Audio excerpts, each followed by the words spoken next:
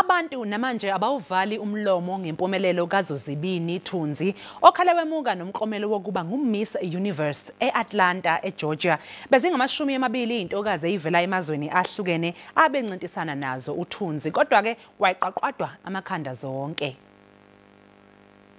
Ngaphambi kokuthi aqokwe nje uTunzi uveze ubuhlakani bakhe ngenkathi ephendula umbuzo ngezinto okumele ifundiswe amantombazana asemancane emhlabeni. The most important thing we should be teaching young girls today is leadership. It's something that has been lacking in young girls and women for a very long time, not because we don't want to, but because of what society has labeled women to be.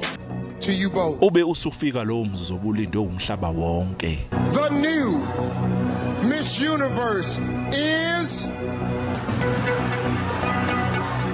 South Africa.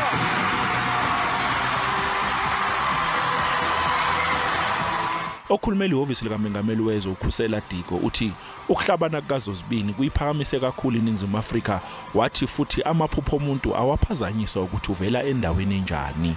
For these reasons and many others, we're proud of her. Coming from the humble beginnings of uTsolo in the Eastern Cape, she's really taken on the global stage and proved that indeed, black child, anything is possible. Ekhuluma ne-SABC namhlanje ohlelweni lwasekuseni, okhulumeli ANC kuzwelonke uPulemabi uthi beyiqembu elibusayo bayazigqaja ngempumelelo kaTunzi. She made a very compelling statement about young women and them asserting their role out in society. It is only fair that the ruling party congratulates her, and hopefully all other young women have heard the message that she has conveyed, and we are hoping that we will all close this year on a high note. Akhono ukuqala uMiss South Africa ehlabana ngomklomelo wokuba uMiss Universe njengoba nango 2017 uDemili Peters akhala wemuka nalomklomelo. uZozibini wazalwa ngoMandulo wango1993 kanti wazalwa kuTsolo eEastern Cape. Le ntokazi ayigabile njengobuhle kuphela kodwa nasekhanda ichithile njengoba ine degree ePublic Relations Management. uTunzi waqala ukuzama inhlanhla kuMiss South Africa ngo2017. Akazange aqokelwe ngisho kulabo abayishumi nambili abaphezulu, akazange adikibale. Wabuya kulonyaka wahlabana ngalesicoco.